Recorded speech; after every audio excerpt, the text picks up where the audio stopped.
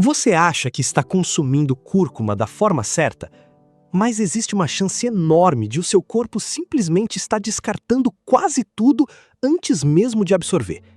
E o mais curioso, quase ninguém fala sobre isso. Milhões de pessoas adicionam cúrcuma no café da manhã, no arroz, no smoothie, acreditando que estão aproveitando todos os benefícios associados à curcumina. Mas existe um detalhe bioquímico que muda completamente o jogo. A curcumina tem uma absorção naturalmente muito baixa no organismo. Ou seja, não basta consumir. O corpo precisa conseguir utilizar.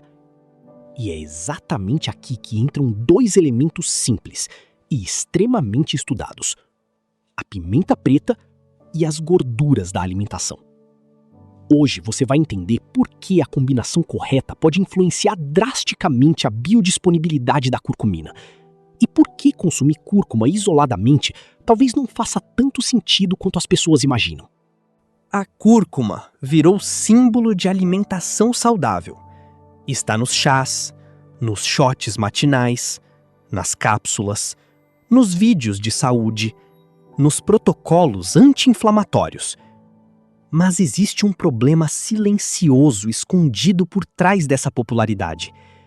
A maior parte da curcumina ingerida pode nunca chegar à corrente sanguínea em quantidade relevante. E isso não é opinião, é farmacocinética. A curcumina vem sendo estudada há décadas por seu potencial antioxidante e por sua possível interação com processos inflamatórios do organismo. Só que existe uma diferença gigantesca entre uma substância funcionar em laboratório e funcionar dentro do corpo humano. Porque o organismo possui sistemas de defesa extremamente eficientes. E quando a curcumina entra no corpo, ela encontra barreiras quase imediatamente. O intestino dificulta sua absorção. O fígado acelera sua eliminação. E sua baixa solubilidade em água reduz ainda mais sua disponibilidade. Resultado?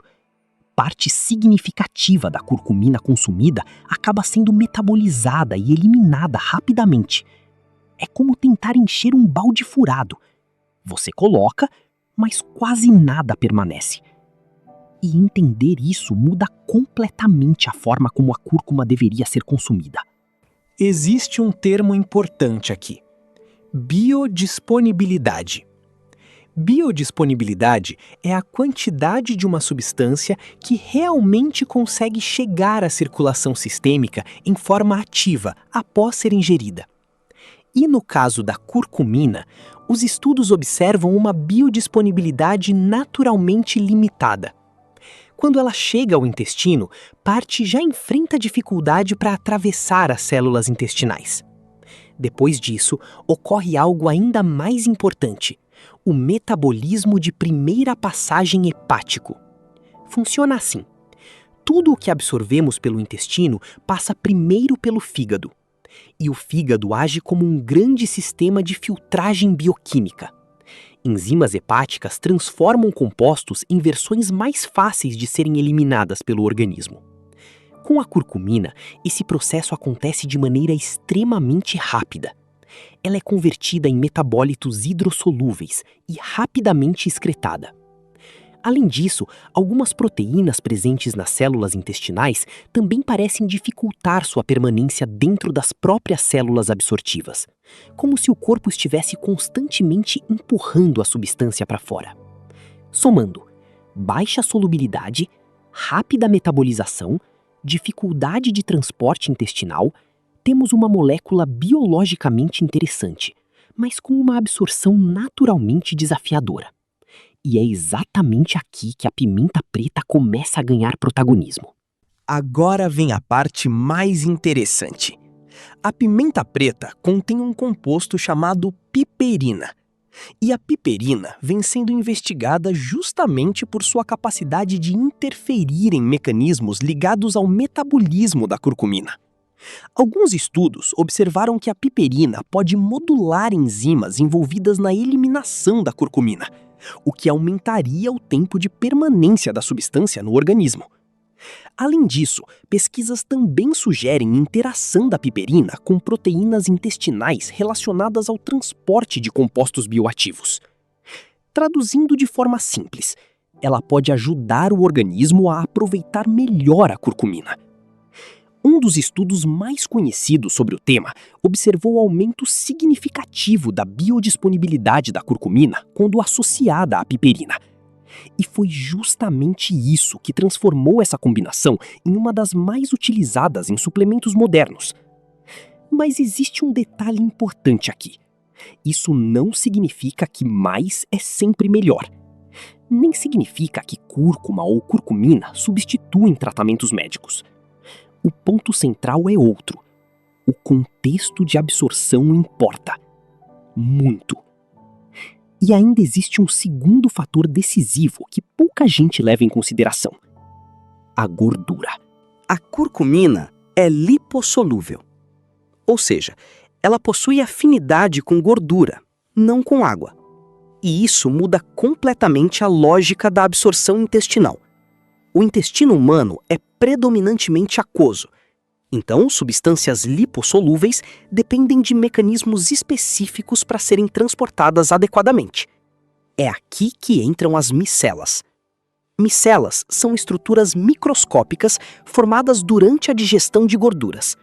Elas funcionam como pequenos veículos biológicos, capazes de transportar compostos lipossolúveis através do ambiente aquoso intestinal.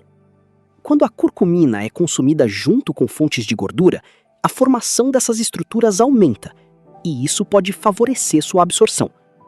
Por isso, tantas preparações tradicionais utilizam cúrcuma junto com leite de coco, azeite, manteiga, leite integral ou outras fontes lipídicas. Não era apenas culinária. Muitas vezes, a tradição acabou antecipando mecanismos que a ciência começou a compreender décadas depois. Hoje, inclusive, várias formulações modernas de curcumina utilizam tecnologias lipídicas justamente para tentar melhorar sua biodisponibilidade. A lógica é sempre a mesma: facilitar o transporte e reduzir as perdas metabólicas. O que quase ninguém explica sobre a curcumina é que o verdadeiro desafio talvez nunca tenha sido o composto em si, mas sim a absorção. A ciência vem investigando maneiras de contornar essas barreiras há anos, e dois fatores aparecem repetidamente nesse contexto: a associação com piperina e o consumo junto com gorduras.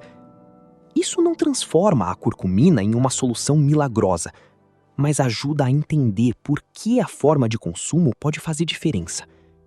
Pequenos detalhes bioquímicos podem alterar completamente a forma como determinadas substâncias interagem com o organismo. E talvez essa seja a maior lição deste vídeo. Na saúde, não basta consumir algo considerado saudável. É preciso entender como o corpo realmente funciona. Se você gosta desse tipo de conteúdo baseado em mecanismos biológicos, ciência nutricional e estratégias de longevidade, se inscreva no canal Fonte de Vitalidade. Porque aqui a ideia não é seguir modismos, é entender a lógica por trás deles.